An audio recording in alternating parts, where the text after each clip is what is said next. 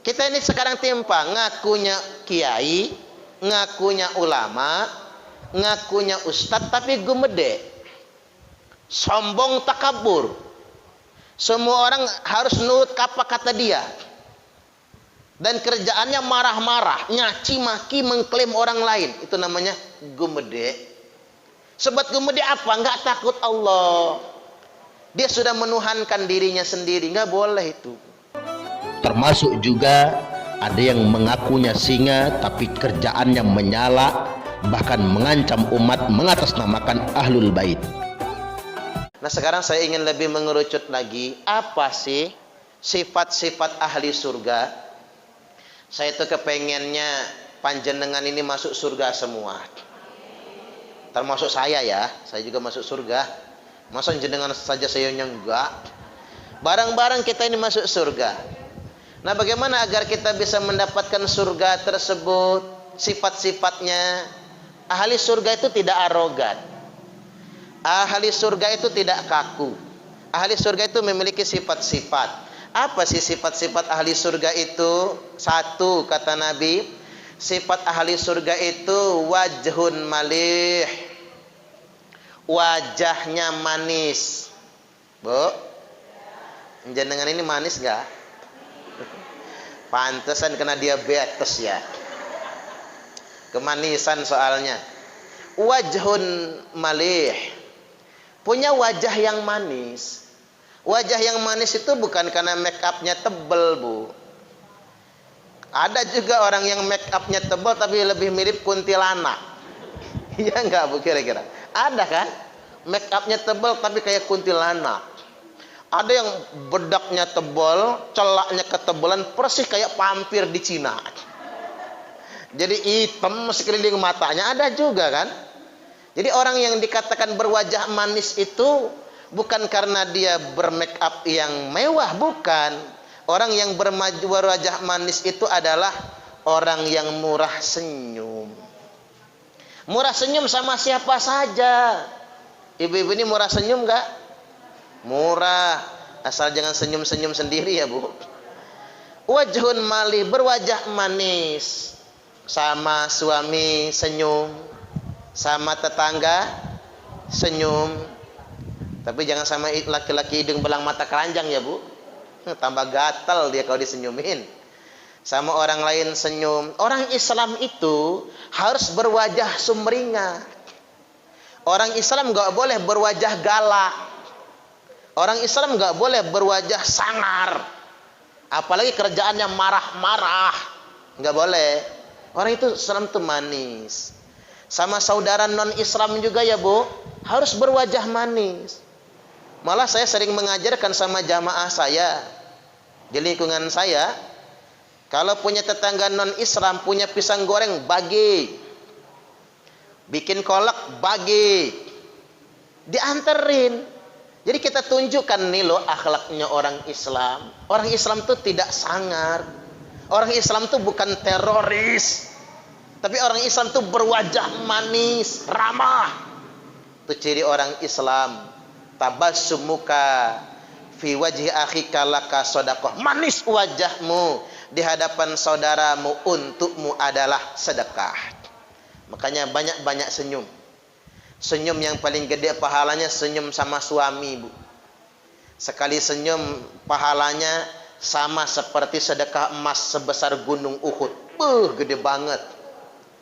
Panjenengan kalau saya ajak sedekahan, Bu, yang punya cincin lepas, yang punya kalung lepas, yang punya anting-anting lepas, berat ya, Bu. Tapi enggak usah repot-repot ngelepas cincin, kalung, anting dan gelang. Cukup jenengan nyengir aja. Itu sama dengan sedekah emas sebesar gunung Uhud. Banyak-banyakin nyengir ya, Bu, sampai gusinya kering sama ludahnya misalnya. Sedemikian rupa. Jadi harus berwajah manis, enggak boleh berwajah jutek, tidak boleh berwajah asam. Kemudian yang berikutnya, yang kedua, ciri orang yang bakal masuk surga itu walisanun fasih. Lisannya fasih. Lisan fasih ini bukan yang pintar nyanyi maksudnya. Kalau ngaji ya Bu, yang pintar tilawah itu bakat-bakatan. Qari'ah itu bakat-bakatan Bu, yang pintar ngelagu. Sama kayak nyanyi itu bakat-bakatan. Makanya ibu-ibu kalau nggak bakat nyanyi nggak usah kepedean nyanyi. Nyanyi kepedean minta nambah sampai 3 kali. Itu tukang organnya langsung belenek itu Bu ya. Jenengan aja nggak sadar itu. Maaf ya Bu, maaf. Ini gaya naik panggung, joget-joget lagi, udah mau rontok aja panggungnya itu ya Bu. Saya tidak mengatakan lisanan fasih itu orang yang merdu ngajinya, yang merdu nyanyinya, bukan. Apa sih lisanan fasih itu? Orang yang lisannya berkata yang baik-baik, yang diucapkan yang baik-baik. Mangkana yu'minu billahi wal yaumil akhir, barang siapa yang beriman kepada Allah dan beriman kepada hari akhirat, falyaqul khairan aw liyasmut, hendaklah dia kalau ngomong yang baik-baik saja, ngomong yang manfaat. Kalau dia tidak mampu ngomong yang baik-baik, aw liyasmut, diam. Diam itu bahasa Arabnya apa? Kakean cangkem, ojo kakean cangkem gitu. Itu bahasa Arab nangendi. Itu maksudnya Ibu, jangan kebanyakan cangkem kalau seandainya tidak bisa bicara yang baik-baik. Nah, orang-orang yang bakal masuk surga itu yang keluar dari lisannya yang baik-baik. Kan disebutkan dalam hadis Nabi, ciri ahli surga itu at'imut ta'am wa tayyibul kalam. Ciri ahli surga itu ya Bu, membagi makanan dan memperbaiki tata krama, tata cara bicara. It'amut ta'am wa ifsa'us salam, membagi makanan dan menyebarkan salam. Yang keluar dari lisannya salam. Apa itu salam? Keselamatan. Ini jangan sampai jadi orang Islam nyaci maki, menghina, marah-marah. Judulnya dakwah, ngaku keturunan Nabi lagi, ngisin-ngisin nih. Enggak pantas yang kayak gitu itu. Enggak sesuai. Islam itu harus tata keramanya bagus. Ucapannya harus baik, didengar itu enak. Tidak boleh berisi sumpah serapah. Wa yad'ul insanu bisyarri du'aahu bil khairi wa kanal insanu ajula. Manusia itu payah kata Allah. Cangkemnya itu cangkem elek. Ngomong maki-maki, marah-marah, berdoa minta laknat, minta azab. Begitu gampangnya manusia itu berdoa yang buruk-buruk, sebagaimana mudahnya mereka berdoa yang baik-baik. Wa kanal insanu ajula, bahwasanya manusia itu ajula, cenderung tergesa-gesa, gampang marah, gampang emosi. Ya, namanya emosi itu wajar ya Bu. Tapi ingat, emosi tidak boleh berlebih. Karena mengapa? Dia bisa melukai, dia bisa menyakiti orang lain. Walisanun fasih, punya lisan yang fasih. Ucapannya yang baik-baik saja, katakan nasihat-nasihat saja. Atau perbanyak wirid, perbanyak zikir, biar lisan kita semua terjaga. Kemudian yang berikutnya, yang ketiga, ciri ahli surga itu wa qalbun taqi, punya hati yang takut. Orang ya Bu, kalau takut dengan Allah, dia tidak akan takabur dengan sesama manusia. Iya Pak ya? Ngapa orang itu merasa gumede? Gumede itu bahasa apa sih Bu?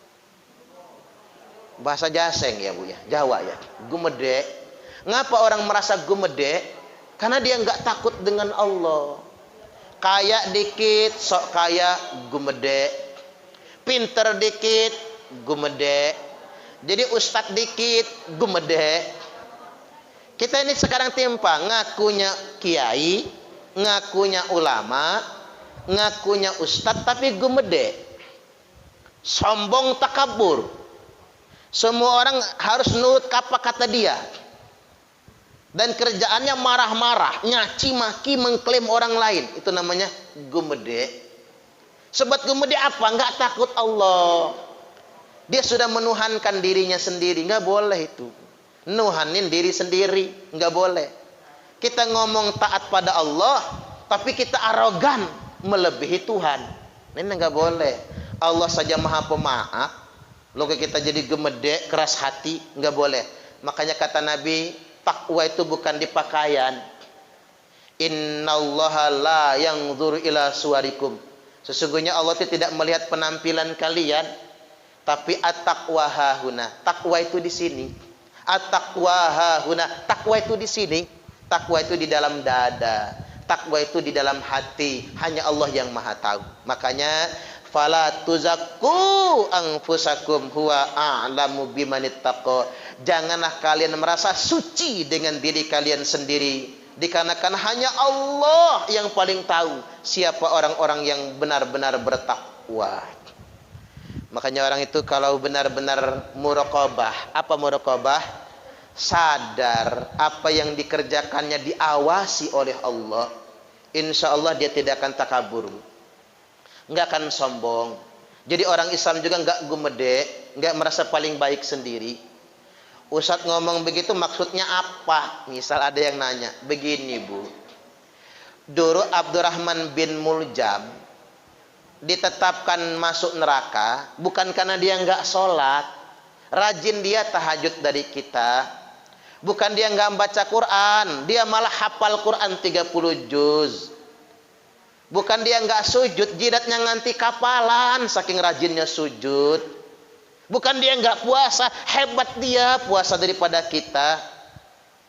Kita mah masih bolong-bolong Bu, puasa Senin Kemis. Dia mah puasanya Senin Kemis nggak pernah bolong.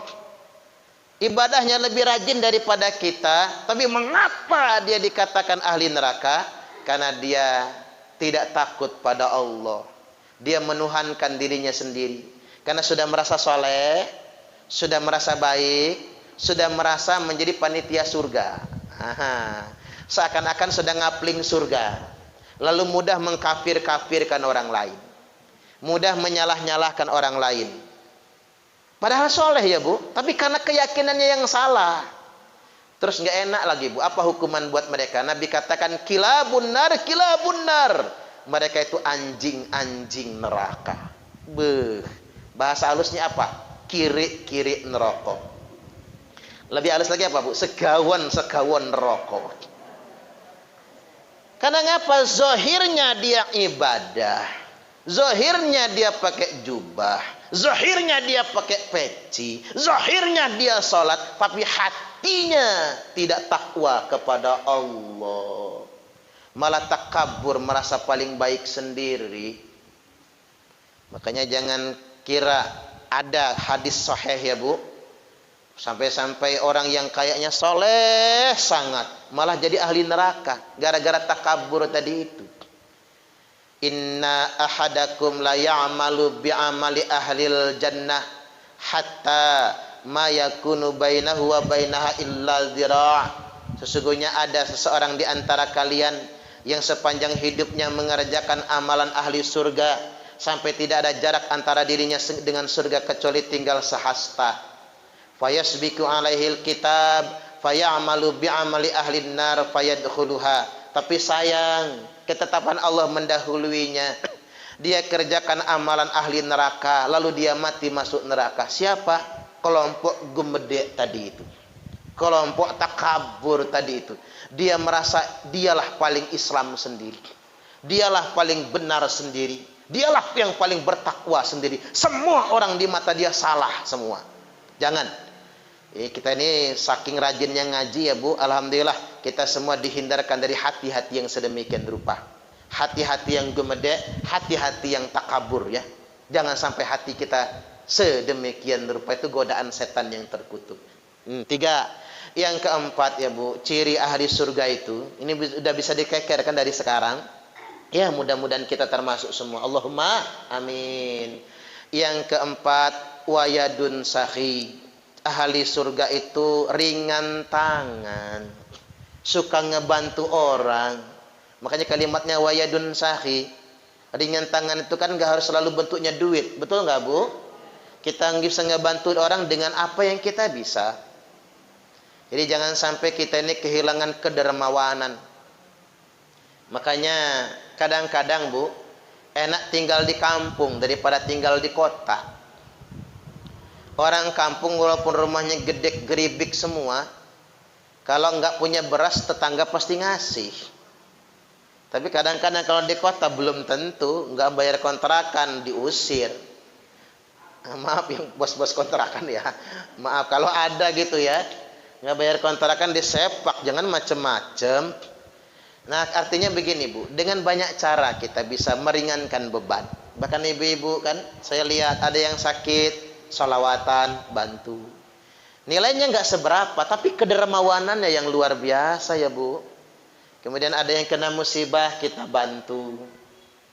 Ibu-ibu digerakkan serbu, bayangkan kita digerakkan serbu, kita bisa membiayai para penghafal Quran, kan gitu. Kita bisa membedahkan rumah, membantu orang sakit. Ini sungguh luar biasa. Kita nggak boleh kehilangan kedermawanan, karena itulah sifat ahli surga. Karena ibu-ibu kalau punya wajah yang manis, ibu-ibu lisannya baik-baik saja, ibu-ibu juga hatinya hanya takut pada Allah, tidak gemedek, nggak takabur, dan kemudian tangannya ringan, mau ngebantu orang semampu kita, dengan cara kita ngebantunya, sudahlah, yakin percayalah, mudah-mudahan kita semua masuk surga. Allahumma amin. Yang penting tidak merasa sudah ngapling surga aja. Sudah sedemikian rupa. Jadi untuk mendapatkan surga itu jangan ribet-ribet Bu, jangan berat-berat. Karena ada orang mau mendapatkan surga dengan cara apa? Mengkafir-kafirkan orang. Kan berat itu. Mau masuk surga tapi melawan negara. Kan salah. Mau masuk surga tapi ngebom. Kan malah menyimpang. Bukan mati syahid malah mati sangit. Ya. Ini menyimpang sedemikian rupa. Iyalah kalau saya nyeramain jenengan enak Bu. Enak. Jenengan belum kena apa-apa. Yang harus jenengan antisipasi itu anak-anaknya loh Bu. Anak-anak yang diantisipasi, yang belajar agama mak jelas. Karena ada kelompok-kelompok begitu dia rehabilitasi, mengapa dia bisa bergabung ke sana? Ya karena ngaji-ngaji nggak jelas itu loh. Ngaji sembunyi-sembunyi, kan gitu. Terus negaranya dikatakan negara kafir, negaranya negara togut, pemerintahnya kafir. Saya tanya mereka, kapan kamu ikut kelompok begitu? Sejak SMA. Ikut rohis Ustadz di SMA itu, kata dia. Nah guru rohisnya itu yang ngajar. Makanya sering saya sampaikan sama guru-guru SMA itu, kepala-kepala sekolah, kalau ngajar anak rohis harus gurunya aja yang ngajar. Jangan cari pengajar dari luar. Kita nggak tahu apa yang diajarkannya, kan beresiko. Biar guru agamanya aja yang ngajarin. Ustadz guru agamanya sibuk, ya panggil Ustadz yang jelas. Ustadz Suparman begitu kan, pan jelas. Udah terukur ya Bu ya. Jangan yang maha jelas.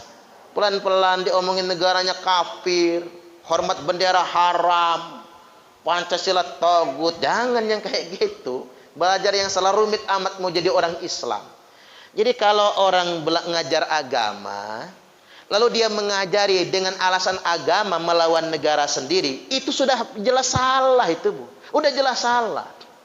Tapi anehnya yang kayak gitu banyak pengikutnya juga. Udah jelas itu menyimpang, nggak bener itu. Ya kalau negara kita rusak, apa jadinya Bu kita? Jenengan nggak konsentrasi bikin tahu, bikin tempe kan? Nggak konsentrasi.